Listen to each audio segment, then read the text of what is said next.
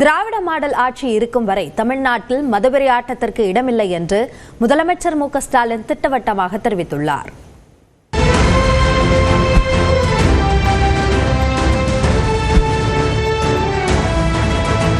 இரண்டு நாட்கள் சுற்றுப்பயணமாக கள்ளக்குறிச்சி, திருவண்ணாமலை மாவட்டங்களுக்கு சென்ற முதலமைச்சர் மு க ஸ்டாலின் கள்ளக்குறிச்சி மாவட்டம் வீர சோழபுரம் பகுதியில் நடைபெற்ற அரசு விழாவில் பங்கேற்றார். அப்போது பல்வேறு துறைகள் சார்பில் சுமார் 342 கோடி ரூபாய் மதிப்பிலான 2059 முடிவுற்ற பணிகளை திறந்து வைத்தார்.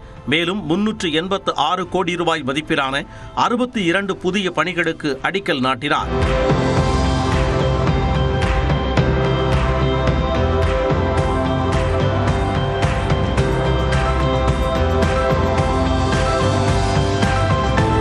இதையடுத்து 2,16,056 பயனாளிகளுக்கு நலத்திட்ட உதவிகளை முதலமைச்சர் வழங்கினார்.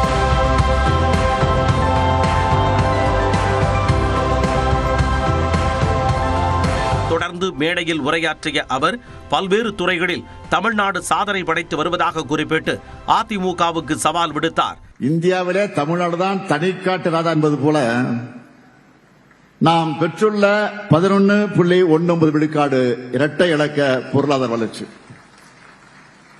ஜிஎஸ்டிபியிலையும் தமிழ்நாடு தான் நம்பர் 1. மின்னணு பொருட்கள் ஏற்றுமதியா, ஆட்டோமொபைல் உற்பத்தியா,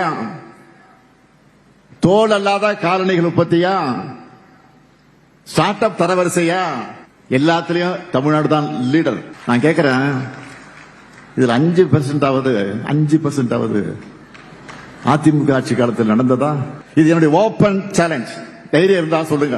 தமிழ்நாட்டில் மத நல்லிணக்கம் நீடித்து வருவதாகவும் முதலமைச்சர் பெருமிதம் தெரிவித்தார். எம்மதமும் சம்மதங்கிற தமிழ்நாட்டு மக்களுடைய இந்த ஒற்றுமை மத நல்லிணக்கம் தான் மதவாத அரசியல் செய்து மக்களை பிளவுபடுத்த நினைக்கிற பாஜகவின் கண்களை உறுத்திக்கிட்டு இருக்கு. அவங்க எத்தனை அடிமைகளை சேர்த்துக்கிட்டு அண்டர்பல்ட் அடிச்சாலும் சரி, ஒற்றுமையா வாழக்கூடிய தமிழ்நாட்டு மக்களிடம் மதவெறியை தூண்ட முடியாது. இந்த ஸ்டாலின் இருக்கிற வரைக்கும், எங்க திராவிட மாடல் அரசு இருக்கிற வரைக்கும் உங்களுடைய மதவெறி ஆட்டத்திற்கு இங்க இடம் கிடையாது. இதனிடையே உளுந்தூர்பேட்டை அரசு கலை மற்றும் அறிவியல் கல்லூரிக்கு புதிய கட்டடம் கட்டப்படும் என்பது உள்ளிட்ட 8 அறிவிப்புகளை முதலமைச்சர் வெளியிட்டார். முன்னதாக 8 தளங்களுடன் கட்டப்பட்ட புதிய ஆட்சியர் அலுவலகத்தையும் முன்னாள் முதல்வர் கருணாநிதியின் முழு உருவச் சிலையையும் முதலமைச்சர் மு க ஸ்டாலின் திறந்து வைத்தார்.